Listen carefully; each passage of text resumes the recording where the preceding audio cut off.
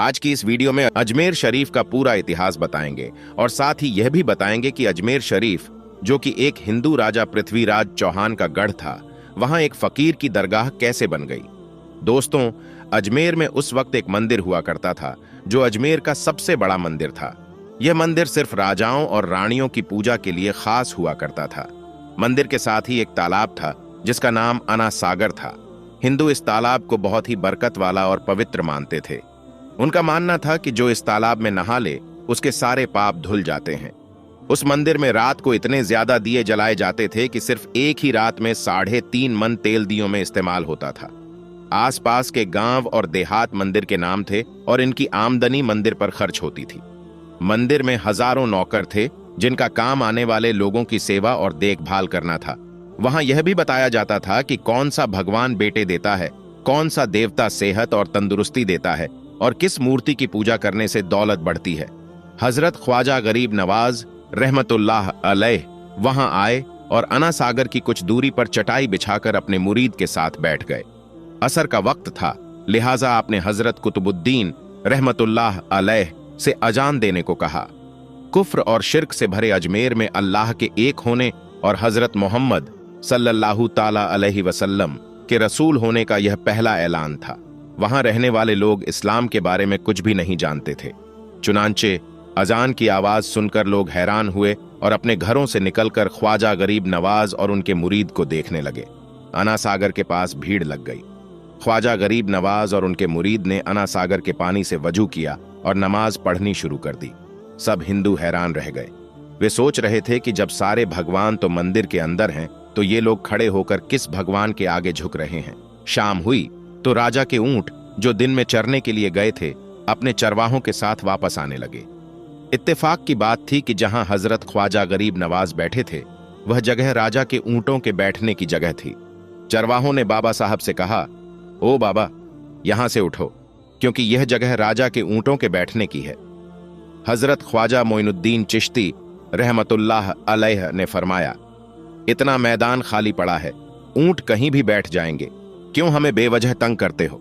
चरवाहे नहीं माने और बदतमीजी करने लगे।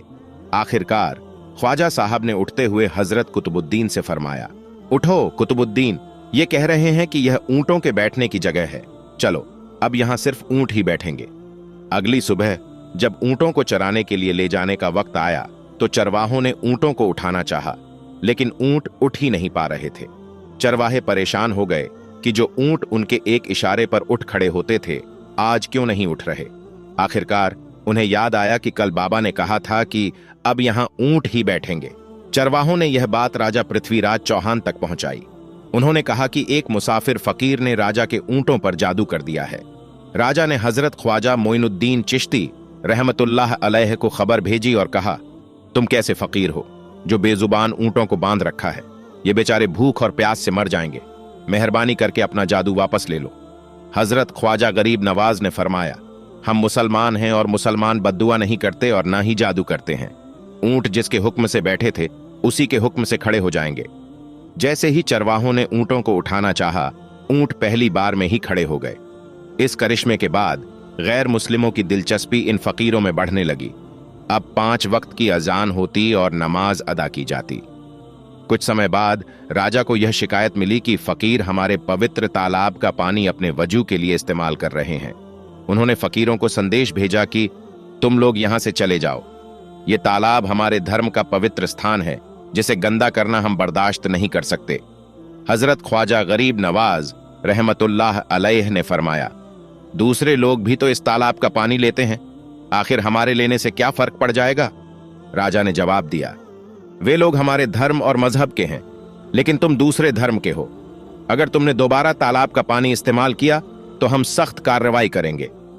हजरत ख्वाजा गरीब नवाज ने हजरत कुतुबुद्दीन बख्तियार काकी से फरमाया, कुतुबुद्दीन, शायद यह लोग आइंदा हमें पानी लेने से रोकेंगे, जाओ एक मश्क पानी ले आओ।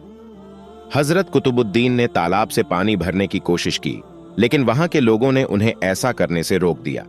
काफी बहस के बाद इस शर्त पर अनुमति दी गई कि उनका जिस्म पानी से न छुए। हजरत कुतुबुद्दीन ने प्याला पानी में डाला और जैसे ही वह प्याला भरा, अना सागर का सारा पानी सूख गया। अब तालाब की जगह सूखी रेत थी। यह देखते ही पूरे अजमेर में हाहाकार मच गया। लोग रोने लगे और कहने लगे, जो पाप हम इस तालाब में नहाकर धोते थे, अब हम क्या करेंगे? हमारे पापों का बोझ कैसे हल्का होगा? राजा पृथ्वीराज चौहान को जब यह खबर मिली तो वह बहुत परेशान हुए। उन्होंने अपने वजीर से कहा, यह फकीर या तो कोई जादूगर है या वाकई कोई पहुंचा हुआ इंसान। राजा ने हजरत ख्वाजा मोइनुद्दीन चिश्ती से बात करने का फैसला किया। उन्होंने कहा, अगर यह फकीर हमारी बात मान लेता है तो हम माफी मांगकर मामला सुलझा लेंगे। लोगों ने बाबा साहब से मन्नत करना शुरू कर दिया और कहा, हमें माफ कर दो, हमारा तालाब हमें लौटा दो। ख्वाजा गरीब नवाज ने हजरत कुतुबुद्दीन से कहा, जाओ वही प्याला वापस तालाब में डाल दो। जैसे ही प्याला तालाब में डाला गया, अना सागर का सारा पानी वापस आ गया। इस करिश्मे को देखकर हजारों गैर मुस्लिम इस्लाम कबूल कर लिए। उस दिन 32,000 गैर मुस्लिमों ने कलमा पढ़ा और मुसलमान बन गए। एक बार एक हिंदू पंडितों ने राजा को मजबूर किया कि वह इन फकीरों को अजमेर से बाहर निकालें। राजा ने मंदिर के बड़े पंडित रामदेव को बुलाया। रामदेव ने राजा को यकीन दिलाया कि वह फकीरों को हराकर उन्हें अजमेर से भगा देगा। रामदेव हजरत ख्वाजा गरीब नवाज के पास आया और उल्टे सीधे सवाल करने लगा। हजरत ख्वाजा गरीब नवाज ने उसे खामोश रहने को कहा, लेकिन जब रामदेव अपनी हद से बढ़ गया तो हजरत ख्वाजा गरीब नवाज ने उसकी तरफ देखा और मुस्कुराकर कहा, रामदेव, तू शोर मचा रहा है, लेकिन मैं तेरे माथे पर ईमान का नूर चमकता हुआ देख रहा हूं। इतना सुनते ही रामदेव जमीन पर गिर पड़ा और रोते हुए बोला, बाबा, मुझे भी अपने धर्म में शामिल कर लो। इतिहास गवाह है कि हजरत ख्वाजा गरीब नवाज रहमतुल्लाह अलैह ने 90 लाख गैर मुस्लिमों को मुसलमान किया। सदियां बीत गईं, लेकिन आज भी ख्वाजा गरीब नवाज का डंका वैसे ही बज रहा है।